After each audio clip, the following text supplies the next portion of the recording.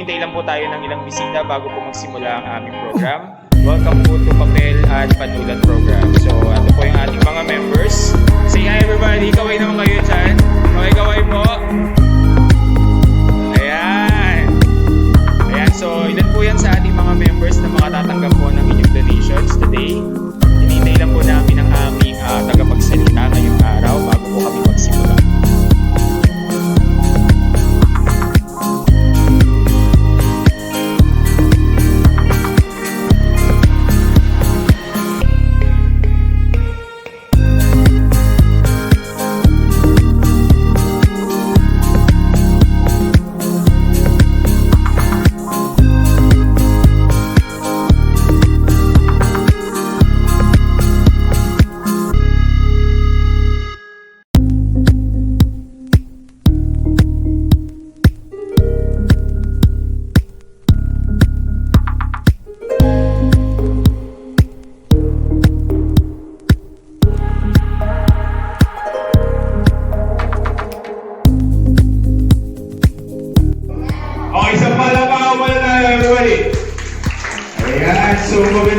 Magandang hapon po sa inyong lahat. Ako po si Besjet, ang inyong pong lingkod na nagbiling po sa ating lingkod ng Aplaya para sa May Kabansanan. At welcome po ang lahat sa ating Papel at Panulat 2023. Malabaw ulit! Ayan. Naniniwala po kasi ang inyong lingkod na hindi handang kapansanan para makapagtapos ng pag-aaral ng mga bata at magkaroon ng magandang kinabukasan. So, pasalamatan po natin ang ating mga sponsor at ang ating mga bisita. Dahil kung hindi po dahil sa kanila ay hindi po magiging successful ang program ito. Okay?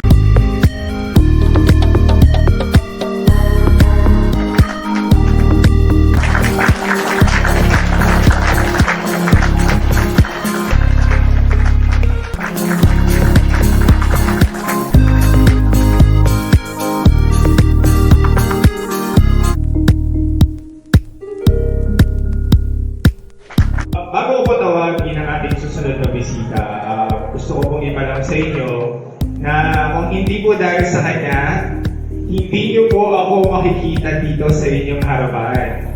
Kasi alam po ng lahat dito na hindi po ako lumalabas ng bahay. Trabaho, paglabas ako ng bahay, diretso po ako kung saan ako pupunta. Hindi niyo po ako makikita tumatambay sa labas ng kalsada.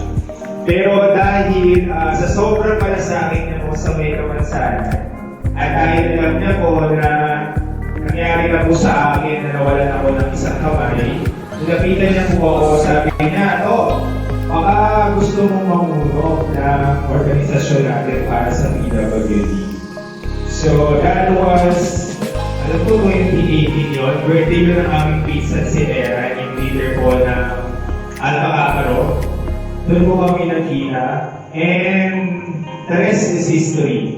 Nagkakataon po pumunta ako kaya sa invitasyon niya, nakilala ko po ang ating Sir Reginald Choco, na siyang dahilan kung bakit po nabuo ang Bilao.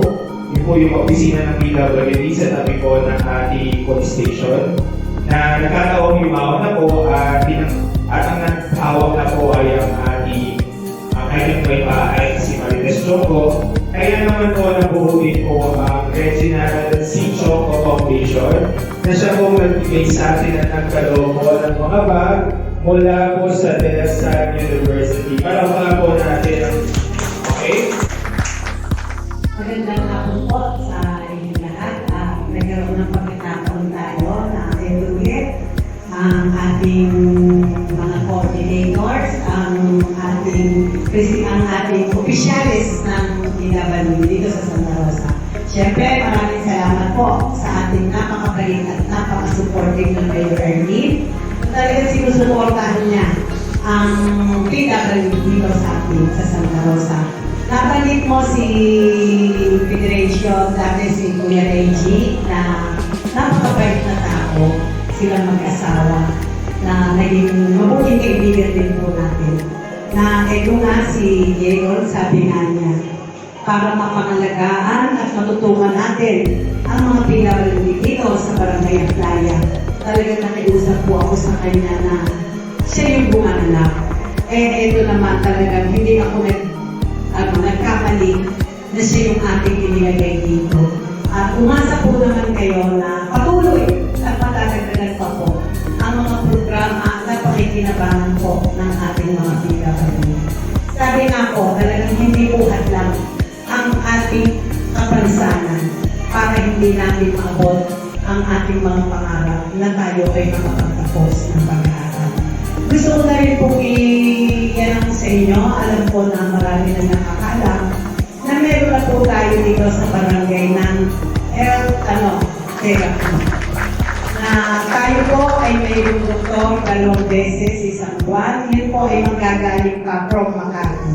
Pero ang ating po mga therapist ay meron po tayo MWF. 3 po ang ating therapist dito po sa barangay. Andyan lang po sa katabing kwarto yung yung clinic po. Kaya yung sa hindi pa po mga nakakalam, hindi na po natin kinailangan tayo pumunta pa po sa kung saan man. Dito na po mismo sa barangay natin, mayroon na po tayong physical therapy. At isa pa po, yung mga nag-enroll ng grade 1, meron po tayong nililibreng uniform po. Ngayon po, ang uniform po ng grade 1 ay checking pants sa t-shirt, di ba po? Yun po ay ginawa po natin yun nung bago mag-pandemic. Lahat po na nagpapa-enroll na mga mamamayan ng barangay kaya ng grade 1 dito sa elementary school ay inilibre po natin ang uniform. Nagkataon lang po, natapos noon ba, karoon tayo ng pandemic na nawala po yung face-to-face. Kaya ngayon po, ibinabalik na ulit po natin na magkaroon tayo ng... Kaya pag kayo po ay nag-enroll na automatically po yun, bigay niyo po yung size nyo dito po sa barangay, kahit po doon sa teacher nyo, na sino po yung advisor, at sila na po ang magbibigay sa amin kung anong size po yun. At iharap na rin po namin sa amin yung magiging supplier, yun po yung kinuha ng school. At sa high school din po, ganun po din, kung meron po kayong anak na nag-enroll po ng grade 7, libre din po yun ang kanilang 1 set ng uniform. Dito na po kayo magpalista sa barangay hall.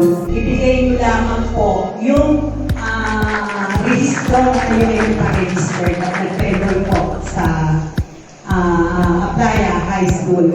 Ang adhikain po ng inyong kapaglingkod, kaya po natin ginagawa yun na gusto po dito na po mismo sa sariling school, sa sarili nating paaralan, mag-enroll ang ating mga estudyante. Dahil magagaling din po ang ating mga guro, ang ating Aplaya ay kasama po sa bilang na mataas na antas ng mag-aaral dito po sa buong Santa Rosa.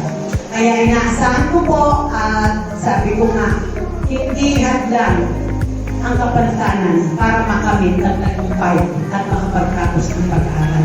Maraming po salamat sa mga magulang sa sakripisyo nito sa lahat. Alam ko na may ipupunta po ang lahat ng pag-aasikaso, pagpapagal natin para sa ating mga anak. Maraming po salamat at magandang tanghali. Limat po, barangay po.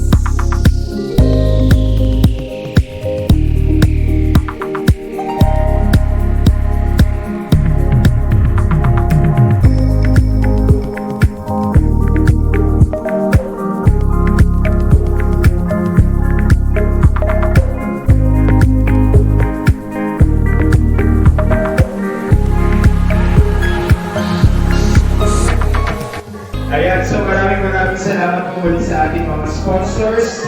And ito po ang pagtatapos ng aming programa. Muli at nasa po namin ang inyong suporta until next year. This is your Kuya Earl. Maraming salamat po ulit. Bye-bye!